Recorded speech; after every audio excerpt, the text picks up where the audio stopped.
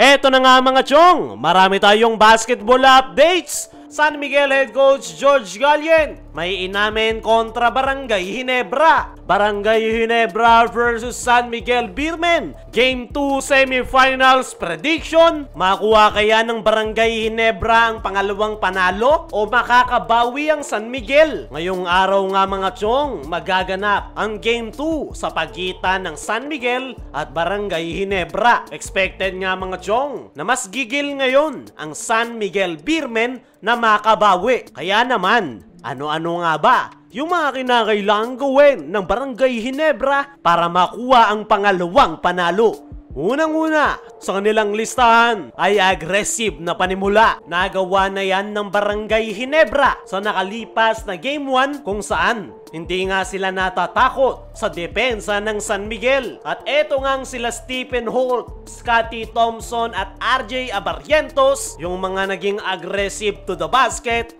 para sa Barangay Ginebra at kinakailangan nga nila yung ulit maipakita sa darating na Game 2. Sunod sa kinakailangan gawin ng Barangay Ginebra ay sila ang magsiset ng tempo ng laro. Nagawa rin yan ng Barangay Ginebra noong Game 1 kung saan hindi nga nila hinayaan ang San Miguel Beermen na bagalan at idaan sa painted area ang laro. Dahil yan nga yung laro ng San Miguel Beermen. Nagawa ng Barangay Ginebra na mailayo ang San Miguel Beermen kung saan sila komportableng maglaro. Kaya naman, nagawang madomina ng kupunan ni Coach Tim Cone ang Game 1 at sila yung kumuha ng panalo. At sa darating na Game 2 ay napaka-importante na sila ulit dapat ang magsiset ng tempo. Sunod sa kinakailangang gawin ng Barangay Ginebra ay ipakita ang kanilang run and gun offense. Gaya nga ng sabi natin kanina mga chong, alanganin ang Barangay Ginebra kapag sinabayan nila yung San Miguel Beermen sa loob ng painted area. Kaya naman ang tanging option ni Coach Tim Cone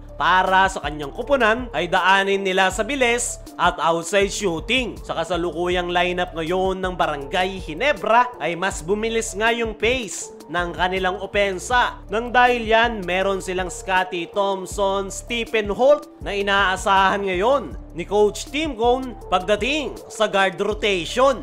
Lalong-lalo na itong si RJ Abarrientos na napakataas na energy ang naibibigay sa kanilang kupunan. Ang 3-guard combination nga na yan ni Coach Tim Cone ang dahilan kung bakit napakabilis na ngayon ng kanilang opensa na more on takbuhan at outside shooting. At yan nga yung magagamit nilang weapon kontra San Miguel Beermen ngayong semifinal series, especially sa darating na Game 2. Once nga na may ibaon ng Barangay Ginebra yung kanilang 3, lalong-lalo na ang 4-point shots, ay mas malaki nga yung chance nila na makuha ang panalo. Sunod sa kinakailangan gawin ng Barangay Ginebra ay tulungan si Justin Brownlee. Expected nga mga chong na mas tututuhan ito ng San Miguel Beermen pagdating sa depensa dahil si Brownlee nga ang dahilan kung bakit nagawang makalayo ng Barangay Ginebra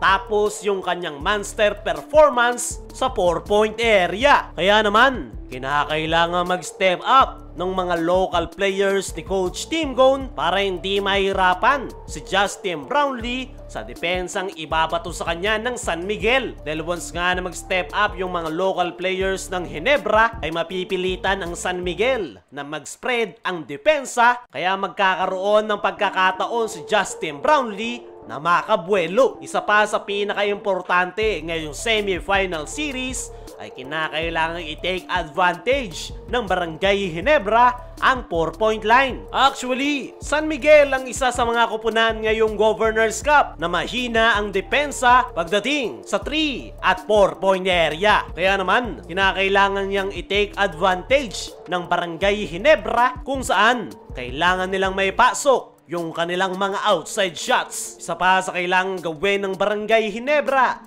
ay more player rotation. Kailangan nga nila ng mas malawak na player rotation para sabayan ng San Miguel Beermen na gumagamit ng mas maraming players a game para hindi agad mapagod ang kanilang mga key players. At nagawa yan ni Coach Tim noong Game 1 kung saan nabigyan niya ng playing time sila Nards Pinto, Ben Adamos at iba pa, at kinakailangan ulit nila yung maipakita ngayong Game 2. Panghuli sa kinakailangan gawin ng Barangay Ginebra ay ipakita ang kanilang aggressive finish. Importante nga na manatiling aggressive ang Barangay Ginebra, lalong-lalo na sa 4th quarter, at mananatiling aggressive ang Barangay Ginebra sa dulo kung gagamit sila ng more player rotation dahil hindi nga pagod yung kanilang mga key players. At para sa ating game prediction mga chong, expect nyo na magiging pisikalan na ang laro simula ngayong Game 2. Dumako naman tayo dito sa kabilang balita. San Miguel head coach George Galyen may inamin kontra Barangay Ginebra. Matapos ngang matalo ng San Miguel Beermen sa nakalipas na Game 1 ay aminado nga itong si Coach George Galyen na talagang na-outplayed sila ng Barangay Ginebra. Hindi nga daw rason na pagod